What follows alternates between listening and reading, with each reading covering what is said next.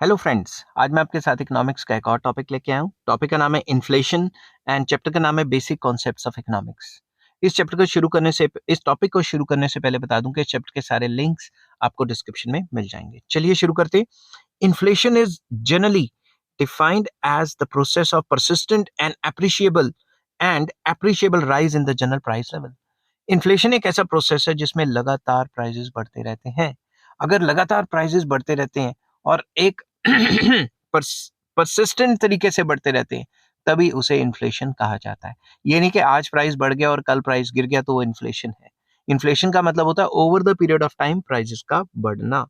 It is important to note some important facets of the definition of inflation. Inflation को जानने के लिए inflation के कुछ फीचर्स, फेसेट्स जिनको कहा जाता है, खासियत, ये मेन जो इंग्रेडिएंट्स हैं, ये पता होने जरूरी है। Inflation refers to a process of rising price and not a state of high price. Inflation का मतलब होता है प्राइजेस का लगातार बढ़ना, प्राइजेस का हाई रहना। ये इन्फ्लेशन नहीं है। क्या पता प्राइस हाई है फिर लो हो जाए। लगातार प्राइस राइज करेंगे उसे ही इन्फ्लेशन कहा जाता है। नेक्स्ट आ जाता है, inflation refers to a situation of appreciable और कंसिडरेबल राइज इन प्राइस। अगर कुछ ज्यादा ही तेजी से प्राइसेस बढ़ जाते हैं, उस या एप्रिशिएबल तरीके से प्राइसेस बढ़ जाते हैं, कंसिडरेबल तरीके से प्राइस बढ़ जाते हैं, उसी को ही इन्फ्लेशन कहा जाता है। A modest rise in price level से 1 to 2% per annum is not considered as inflationary rise. अगर प्राइसेस सिर्फ 1-2% बढ़े तो उसे इन्फ्लेशनरी राइज इन प्राइस नहीं कहा जा सकता।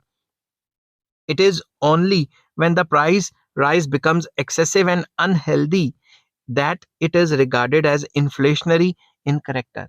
प्राइजेस राइज को इन्फ्लेशनरी तब माना जाता है जब प्राइजेस राइज काफी ज्यादा हो जाएं और excessive rise in price at persistent rate होगा, लगातार प्राइजेस का बढ़ना होगा, तभी उसे इन्फ्लेशनरी माना जाएगा। ठीक है।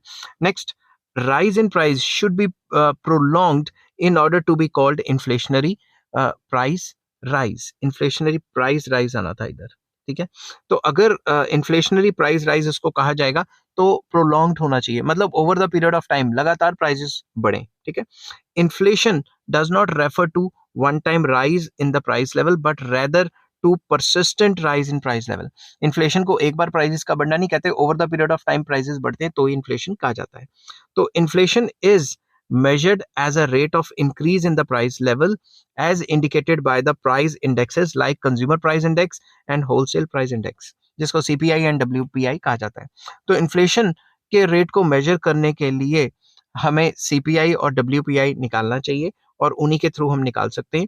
और हम ये कह सकते हैं कि जितने रेट से CPI या WPI इंक्रीज दिखा रहा है और अगर वो इंक्रीज की परसेंटेज काफी ज्यादा है तो ही उसे इन्फ्लेशन कहा जाएगा।